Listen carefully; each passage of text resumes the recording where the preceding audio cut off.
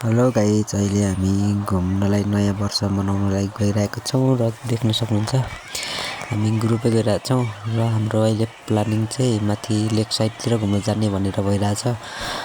देख्न सक्नुहुन्छ लेक साइडतिर जाने भनेको अब समयले हेरौँ कुन ठाउँसम्म साथ दिन्छ, त्यो कुन ठाउँसम्म साथ दिन्छ त्यो ठाउँसम्म हामी अवश्य जाने नै छौँ।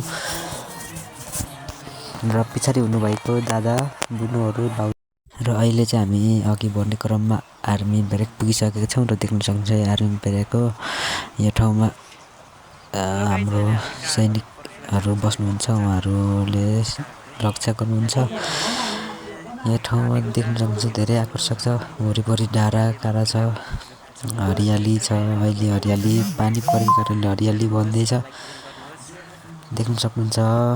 र हामी यहाँबाट फेरि अवश्य अगाडि बढ्ने नै छौँ। देख्न सक्नुहुन्छ मलाई घुमेर साथ दिनुहुने दादा बुनु बाउजू बुनु भाइहरू हुनुहुन्छ।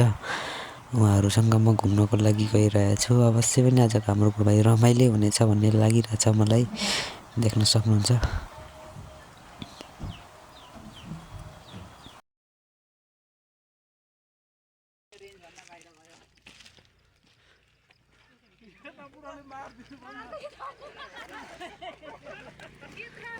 ल गाइस, फेरि हामी निरन्तर अगाडि बढिरहेछौँ। देख्न सक्नुहुन्छ उहाँहरू चाहिँ अलिकति केही परबाट हिँडिरहनु भएको छ र म चाहिँ डाँडाकाँडाको भ्यूहरू निकाल्नु पर्यो भनेर अलिकति वरबाट आइरहेको छु। देख्न सक्नुहुन्छ यो ठाउँमा अलिकति हरियाली भएको कारण भएदेखि अलिक सुन्दर देखिन्थ्यो। अहिले अलिकति हरियाली छैन, त्यही पनि आकर्षक नै छ। देख्न सक्नुहुन्छ यहाँबाट अब हाम्रो गन्तव्य पुग्नको लागि धेरै टाइम लाग्छ जस्तो मलाई लाग्दैन। मेरो विचारमा केही समयपछि पुगिन्छ, अब धेरै टाइम लाग्दैन।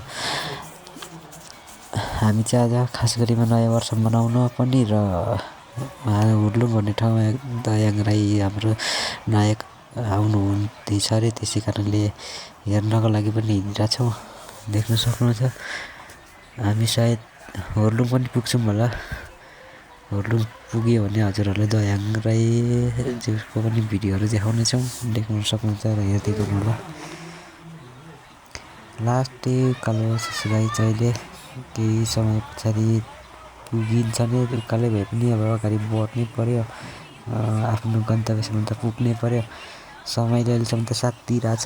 अब केही छिन पछाडि पानी पर्ने हो भन्ने पनि छ, त्यस्तो सायद नहुनु पर्ने हो, हुँदैन होला त्यस्तो सायद। देख्न सक्नुहुन्छ यो अहिलेको चाहिँ आर्मी ब्यारेकको माथिबाट तपाईँहरूलाई देखाइरहेको छु। मुडे आर्मी ब्यारेकको माथि डाँडाबाट डाँडाबाट यस्तो देखिन्छ। आकर्षक ठाउँै छ नि, सुन्दर ठाउँ छ। यहाँ चाहिँ सायद फोटो खिच्नु नदिने रहेछ। मैले चाहिँ फोटो भिडियो बनाएको छु कि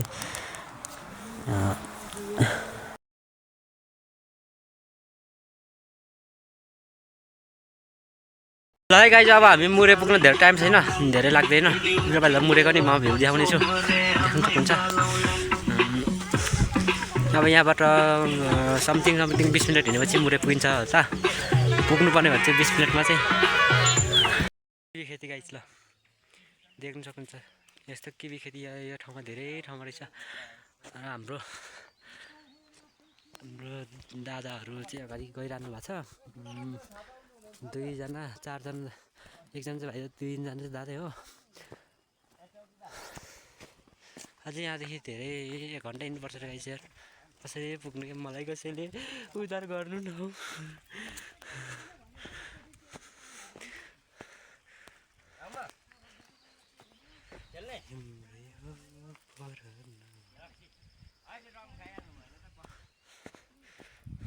ल गाइस, अहिले हामी मुरे पुगिरहेछौँ। यो मुरेको रिसोर्ट हो, देख्न सक्नुहुन्छ।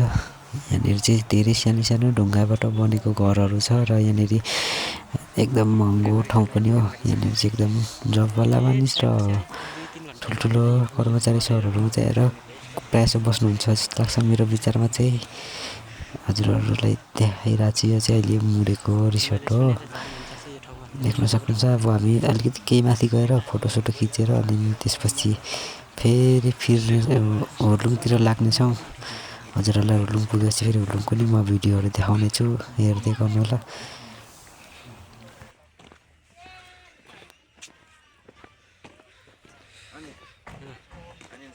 हजुर है गाइस अहिले हामी हुर्लुङ आइपुगेका छौँ हुर्लुङ देख्न सक्नुहुन्छ हजुर हुर्लुङको भ्यू देख्न सक्नुहुन्छ तपाईँहरूले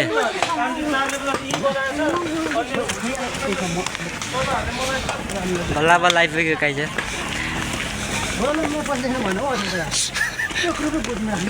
अहिले हामी जङ्गल प्रवेश गर्दैछौँ देख्न सक्नुहुन्छ एकदम ठुलो जङ्गल छ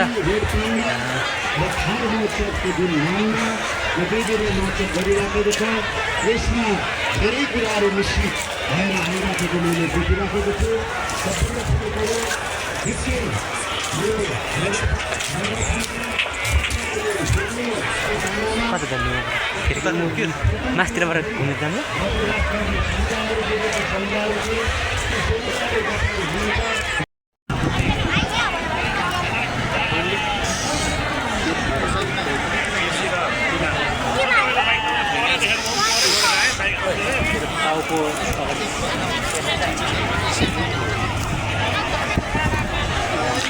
ल है गाइस जय हाङ्राईलाई हेर्नु आउनु भएको सबैजना दर्शक दिनुहुन्छ